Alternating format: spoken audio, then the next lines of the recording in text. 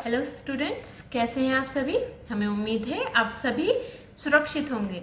तो चलिए आज हम पढ़ेंगे पार्ट 8 वीर हरक्यूलिस का भाग 2। ठीक है, इससे पहले भाग में हमने जाना था कि वीर हरक्यूलिस यूनान देश का रहने वाला था और वो बहुत बहादुर था। ठीक है, उसकी बहादुरी की वजह से वो बहुत प्रसिद्ध था। एक दिन उसके राजा ने उसे एक बगीचे से सोने के जो सेब थे वो लाने के लिए कहा, जो उसने दंत कथाओं में सुनी थी।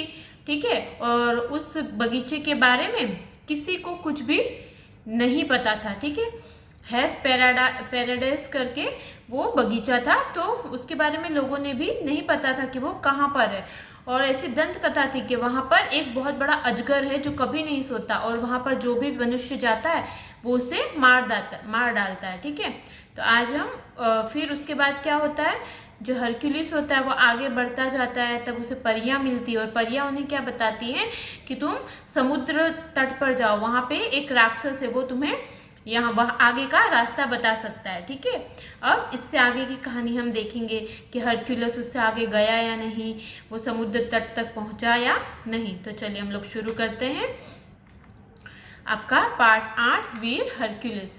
परियों की बात सुनकर हरक्यूलिस समुद्र तट की ओर चल दिया। वहां वह बूढ़ा समुद्र तट पर गहरी नींद में सोया हुआ था। वह धीरे धीरे बिना आहट किए उसके पास गया। अब क्या हुआ, हरक्यूलिस समुद्र तट पर पहुंचा और जो वहां समुद्र तट पे जो बूढ़ा व्यक्ति था, ठीक है, वो क्या था, वो सो रहा था। ठीक है, और हरक्यूलिस था वो धीरे धीरे यानी शांति से एकदम और उस बूढ़े के पास गया।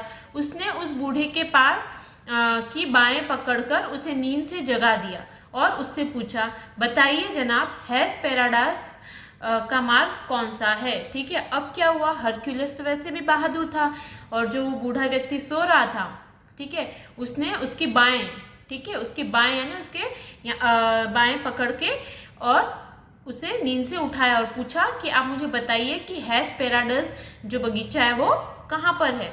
जैसे ही हरक्यूलिस ने बूढ़े से यह प्रश्न किया पूछा, वैसे ही बूढ़ा एक भयानक बब्बर शेर बन गया और हरक्यूलिस पर झपटा। ठीक है, जैसे ही हरक्यूलिस ने पूछा हैस पैराडाइस जो बगीचा है उसके बारे में, तो जो बूढ़ा था वो शेर में बदल गया, बब्बर शेर में बदल गया और उसने जो हरक्यूलिस था उस पर हमला कर दिया।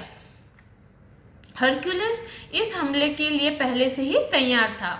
वह डरा नहीं और उसने शेर को कसकर पकड़ लिया। अपनी यह चाल असफल होते देखकर राक्षस शेर से विषैला सांप बन गया और फिर निडर हरक्यूलिस ने उसे अपनी पूरी ताकत से पकड़े रखा। ठीक है, अब वो जो राक्षस था वो तो किसी का भी रूप ले सकता था ना, परियों ने बताया था कि जो समुद्र तट पे जो राक्षस है वो किसी का भी रूप ले सकता है। तो जब वो बब्बर शेर में बदला तो हरक्यूलिस को तो सब कुछ पहले से पता था, तो वो उसके लिए तैयार था, उससे लड़ने के लिए।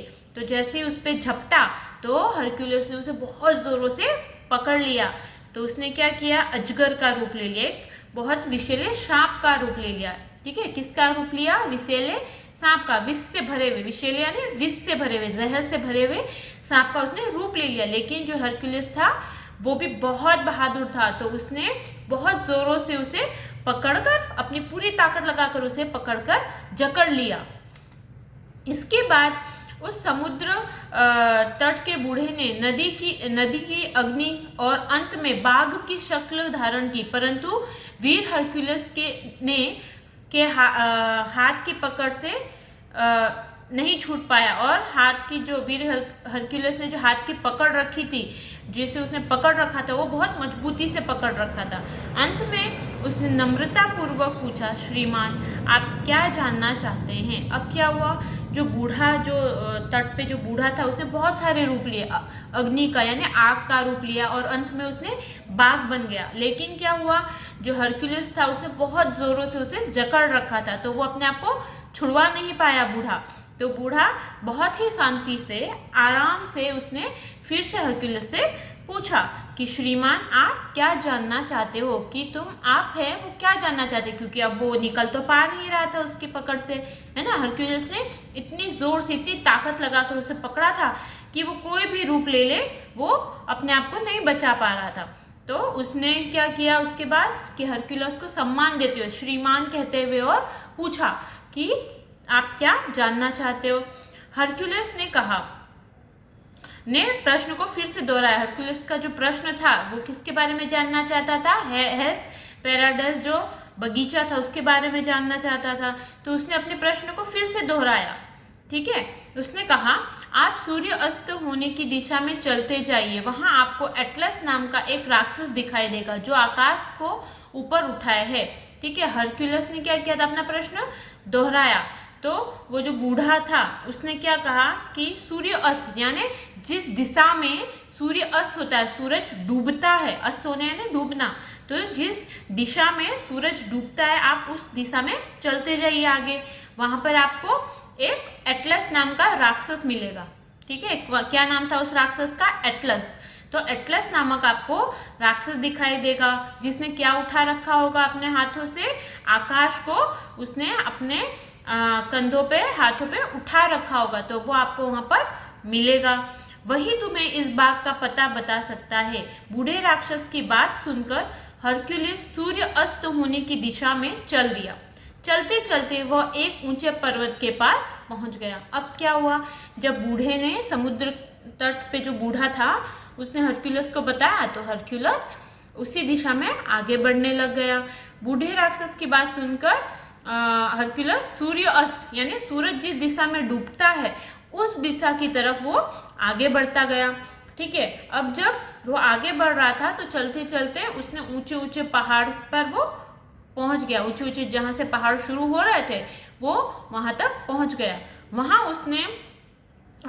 वहां पर उसने देखा कि अटलस ने आकाश को अपने कंधों पर उठा रखा है, ठीक है। उसने क्या देखा? उसने देखा कि जो अटलस था, ठीक है, जो अटलस जो राक्षस था उसने क्या कर रखा है? उसने अपने कंधों पर जो पूरा आसमान, पूरा आकाश है उसे अपने कंधों पर उठा रखा है।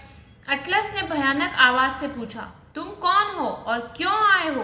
ठीक है, अटलस ने क्या पूछा? बहुत ही तेज आवाज में, वो तो राक्षस था तो उसकी आवाज बहुत तेज थी, तो उसने और भी तेज आवाज से पूछा कि तुम कौन हो। किससे पूछा? हरक्यूलिस से, कि तुम कौन हो और क्यों आए हो, तुम कौन हो और तुम यहाँ पर क्यों आए हो, ठीक है। हरक्यूलिस ने निडर होकर उत्तर दिया। हरक्यूलिस ने निडर होकर यानी जिससे किसी का डर ना हो, इस तरह उसने उत्तर दिया, मैं हरक्यूलिस हूँ, हेस्पेराडस के बाग की खोज कर रहा हूँ और वहां पैदा होने वाले सोने के सेब लेने आया हूँ। अब जो हरक्यूलिस था वो तो बहादुर था, तो उसने निडर होकर कहा कि मैं हरक्यूलिस हूँ, ठीक है। उसने अपना नाम बताया और कहा कि जो हेस्पेराडस का जो बाग, जो बगीचा है, मैं उसे ढूंढ रहा हूँ, उसकी खोज कर रहा हूँ और वहां पे जो सोने के सेब लगते हैं मैं उन्हें लेने आया हूँ, ठीक है। ये सब चीजें हरक्यूलिस ने उस एटलस नामक राक्षस को बताई।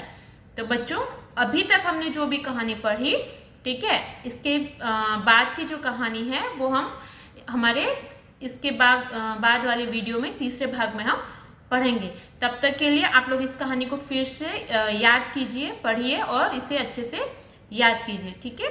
तो चलिए, आप लोग अपना ध्यान रखिए, घर पर रहिए और सुरक्षित रहिए। धन्यवाद।